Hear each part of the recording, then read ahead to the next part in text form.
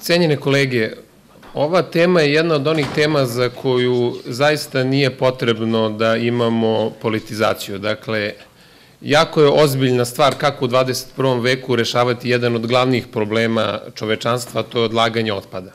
Dakle, zaštita životne sredine i koncept održivog razvoja koji je jedan koncept za koji sam uveren da će morati da bude dominantan u narednim godinama, predstavlja nešto što bi moglo da bude, ajde da tako kažem, spas ne samo za grad Novi Sad, ne samo za Srbiju, nego za čitavu planetu Zemlju. I to je jedan od najozbiljnijih problema koje danas čovečanstvo ima, sem terorizma i konflikata te vrste i borbe za energente i tako dalje, tako dalje. Ajde da postavimo stvar na malo drugačiju osnovu. Dakle, mi u ovom trenutku sa deponijom imamo regionalnu, odnosno imamo tempiranu bombu, kako je jedan kolega odbornik rekao. Dakle, u ovom trenutku je deponija takva kakva jeste. Potpuno je neinteresantna u ovom trenutku sa ovim količinama smeća koje produkuje grad Novi Sad kao lokalna samouprava, neinteresantan za izgradnju energetskog postrojenja koji bi bio prečistač te deponije. Dakle, imamo manjak smeća koji bi bio dovoljan, koji bi bio, dakle, ulazna sirovina za proizvodnju energije i druge metode kompostiranja samog smeća. Dakle, sama za sebe ne može. Isto tako, u Bačkoj Palanci i svim drugim opštinama koji su u blizini Novog Sada imamo još manje deponije koje su samim tim još manje interesantne za izgradnju energetskih postrojenja. Dakle, da bismo mogli da rešimo veći problem, to je da bismo mogli postojeće smeće i ono koje će se novoprodukovati, da na dobar način tretiramo, odnosno da od njega napravimo nešto što je koristan proizvod, a to je s jedne strane energija, s druge strane drugi produkti prerade smeća, mi moramo imati veću količinu. Veća količina se jedino postiže regionalizacijom. Dakle, mora na jednom mestu sabrati veću količinu smeća kako bismo imali dovoljno ulaznih sirovina. I to je sva suština. E sad, postavlja se pitanje da li to raditi u Novom Sadu ili na nekom drugom mestu. Ajde da razmislimo o logici. Ako radimo na nekom drugom mestu, najveća sredina, dakle Novi Sad, bi morala da organizuje prevoz tog smeća umesto na par kilometara, na par desetina kilometara. Što je, priznaćete, prilično slabo logično i mnogo bi onemogućilo da taj ukupni projekat bude rentabilan i održiv. Dakle, kada tako postavimo stvari, dakle, da imamo probleme, i to niz problema, i u Novom Sadu, i u Bačkoj Palanci, i u Temerinu, i tako dalje, i tako dalje. Dakle, praktično u svim lokalnim sredinama u Srbiji mi imamo isti problem. Imamo slabo uređene deponije koje predstavljaju ekološke tempirane bombe. Da bismo mogli da ih rešimo, moramo izvršiti ukrupnjavanje, dakle, moramo izvršiti regionalizaciju odlaganja otpada, kako bi onda taj otpad nekom privatnom partneru, zato što je to praksa svugde u svetu da se takvi projekti rade po principu privatnog javnog partnerstva, dakle da bi onda nekom privatnom partneru mogli to da ponudimo kao resurs. I dakle, ovo je i ovakva odluka je stvaranje preduslova da smeće postane resurs. A kada stvorimo preduslove za to, onda možemo da kao lokalna samouprava izađemo pred zainteresovani investitori i da kažemo, evo ovako, mi imamo resurs, i imamo određene uslove kako hoćemo da se taj resurs tretira. Hoćemo da privatni partner, ne znam, opremi gradsku čistoću u Novom Sadu novim kamionima. Govorim hipotetički, to je kasnije stvar pregovora, ali ne možete doći do pregovora sa bilo kim ozbiljnim ko će rešiti problem deponije trajno ukoliko nemate dovoljnu količinu inputa. I dakle, ovo je samo pokušaj koji je na liniji onoga što nova gradska vlast radi sve ovo vreme. Dakle, pokušaj da se uvede red u različite oblasti u Novom Sadu. Dakle, da biste uveli red u oblast odnošenja smeća, da biste uveli red u oblast ekologije u gradu Novom Sadu, ali i šire, moraju se doneti neke odluke koje iz prve mogu da se iskoriste za političku zloupotrebu, mogu da se iskoriste za politikanstvo, mogu da se iskoriste za, da kažem, uzbunjivanje naroda da ih čeka nešto loše. Međutim, dosadašnja praksa u zemljama koji su takvim stvarima podmakle od nas je pokazala da su to dobri projekti. I ekonomski isplativi i ekološki korisni. I dakle, hajde da damo šansu da baš ne koristimo svaku situaciju. Znači, bez obzira koliko ona u nekom trenutku izgleda atraktivno politički. Dakle, da ne zloupotrebljavamo svaku situaciju, na primjer, kao što je zloupotrebio pokrajinski sekretar za poljoprivredu sa aflatoksinom.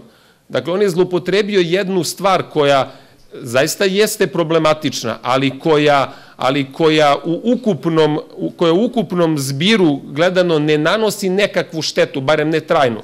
Ali on je zloupotrebio takvu jednu situaciju da izazove javnu paniku i da praktično udari na ekonomski sistem države Srbije tom jednom priču o aflatoksinu i da izazove paniku do te mere da niko više nije pio mleko u jednom trenutku.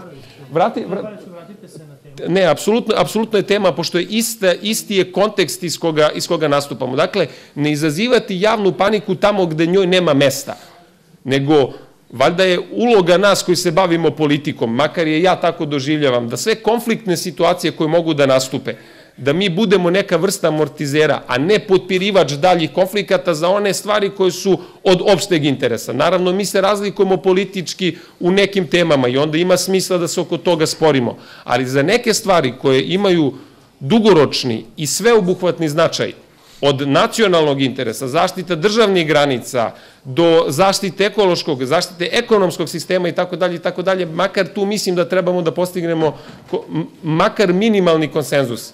Jer ako na svaku temu budemo imali politikanstvo, mi onda ćemo kao i do sada kao država tavoriti. Dakle, mi smo tragično podeljeni politikanstvom. Dakle, svaka tema se koristi za polarizaciju i svaka tema se koristi i rekao bih, sa punom odgovornošću ću to reći, zloupotrebljava kako bi se stekli u nekom trenutku određeni uvek jeftini politički poeni. Dakle, moj poziv je sada i kao neko ko se bavi energetskim sektorom i ko se stručno bavi konceptom održivog razvoja u svom životu, dakle, moj poziv je hajde da o ovoj temi malo ozbiljnije i stručnije razgovaramo, hajde da je odmah ne dižemo na politički nivo i hajde da damo šansu da se neka oblast uredi, a svi mi koji smo na sebe preuzeli odgovornost donošenja ovakvih odluka ćemo, jel tako, jednoga dana odgovarati za dobre ili za loše efekte odluka, ali se nekad neke teške odluke u početku nepopularne zaista moraju doneti. Zahvaljujem puno.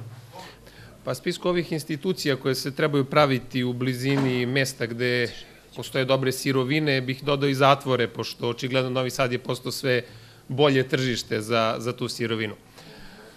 Ali bi se sad vratio, da, dosta potencijalnih ima, da.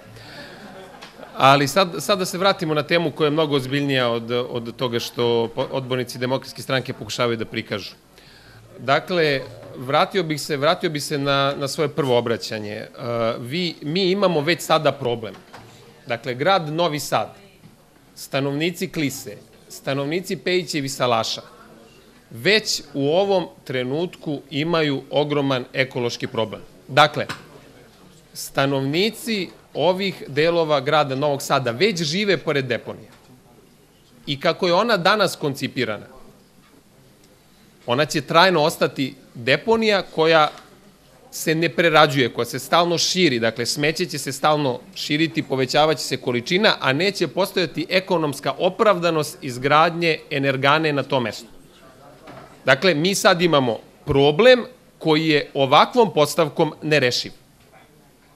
Sada, iz nerešivog, dakle paralizovanog sistema treba preći u nešto što je odblokiranje i kretanje ka rešenju. Dakle, šta imamo kao parametre? Fali sirovine za ozbiljnu spalionicu. Kako doći do dodatne sirovine? Tako što ćete regionalizovati priču.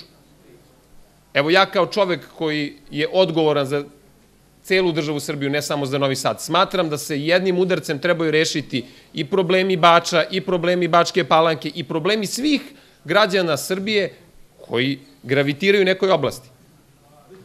Dakle, ako ne budemo priključili deponije Bačke Palanke, Bača i drugih gradova i opština koji se nalaze u blizini Novog Sada, onda ćemo imati isti ovakav problem kao što danas imamo na Klisi i u Bačkoj Palanci i u Baču i tako dalje i tako dalje.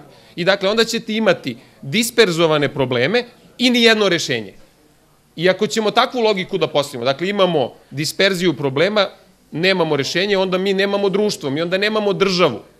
A nama treba i društvo i država, a društvo i država je i napravljeno sa idejom, dakle, da zajednički rešavamo zajedničke probleme. Dakle, sada pokušavamo da nastupamo državotvorno i da zajednički rešimo jedan problem koji se tiče svih ljudi u jednom regionu. Dakle, obezbeđujemo sirovinu. Zašto u Novom Sadu? Idealno bi bilo da to bude van gradske zone, međutim, postoji drugi problem. Spalionica, energana, kao svoj izlaz daje toplotnu energiju i daje električnu energiju. Da biste toplotnu energiju, da bi imalo smisla da neko hoće da pravi spalionicu, odnosno da pravi energanu na bazi deponije. Dakle, on mora da ima tržište gde će da plasira toplotnu energiju. A gde da plasira ako vi postavite deponiju između Žablje i Novog Sada ili daleko udaljeno od bilo koje naseljene sredine? Dakle, jedino može da gurne toplotnu energiju u sistem toplifikacije Novog Sada. Sa druge strane, energana daje električnu energiju. I da bi mogla energana te snage da isporuči električnu energiju, opet mora da bude u blizini odgovarajuće infrastrukture. I dakle, da biste rešili niz problema odjednom, moraju da se sklopi dovoljno kockica. Najveći broj kockica se možda nažalost poklopio na ovom mestu gde se u ovom trenutku nalazi gradska deponija grada Novog Sada. Možda možemo da postavimo još jedno pitanje. Odakle naselja da su nikla pored već postojeće deponije? I to je pitanje. Ali, nažalost, to je pitanje za neko prethodno vreme u kome smo imali rat, u kome smo imali izbeglicu, u kome smo imali neplanske oširenje grada. I dakle, mi smo dobili niz problema u nasleđe koje trebate da rešite i nikad svi problemi ne mogu biti rešeni u interesu svih. Ali moramo ih rešiti u interesu većine. Moramo ih rešiti u interesu većine, jer ako ne budemo tako rešili probleme, mi onda opet, ponavljam, nemamo ni društvo ni državu. Jer društvo i država je i nastala sa idejom da reši probleme većine, da zaštiti nekako većinu. Dakle, moramo napraviti jedan potez koji je bolan. Možda će meni neko sutra, uveren sam da će mi neko sutra sa Klise reći, evo ti hoćeš da mi otruješ dete. Pretpostavljam da će mi to reći. I ja ću mu reći ovo isto, daj da pokušamo da problem koji danas imaš, danas ti se to dete truje na 300 ili kilometar od postojeće deponije, ali daj mi šansu da ti rešim problem. Znači, nemojmo uvek da se vodimo onim lakim dnevnim pojemanjima. Pa pogledajte do čega je dovelo takvo ponašanje Demokratsku stranku. Pogledajte, oni su se sve vreme vodili lakim i dnevnim poenima. Pa zamislite da su oni, kao jedna odgovorna vlast koja je došla na talasu jedne revolucije 5. oktobra, 2001. godine uspeli da sudstvo naprave kako treba. Na temi sam. Baš sam to hteo da kažem. Ne, minut mi treba. Minut mi treba samo. Dakle, da su uspeli da sudstvo reše kako treba. Vi biste imali 2001. godine da bi Borislav Novaković bio osuđen za lažno glasanje iz Soluna. Verovatno bi bio osuđen na... Gospodine Paroviću, opominjam da se vratite na temu. Verovatno bi bio osuđen na uslovnu kaznu od 2 godine za to delo, ali verujem da bi to na njega uticalo preventivno, da danas čovjek ne bi došao u poziciju da bude osuđen. Gospodine Paroviću, opominjam vas ponovo, ukoliko se ne vratite na temu, otuzet ću vam reč. A dobro, gospodine predsjedavajući, mi imamo ovde čitav jedan performans neodgovornih ljudi i vi mene sada vraćate na temu kad imate performans. Ja vas molim da se držite teme. Dobro, u redu. Držat ću se teme. Dakle, opet ću se vratiti i time ću zaključiti. Dakle, neke odluke su bolne, neke odluke su teške. I neke odluke i efekti nekih odluka se mogu videti tek kada prođe neko vreme. Hajde, opet ponavljam, da svi preuzmemo odgovornost. I glasanjem i neglasanjem. I za i protiv.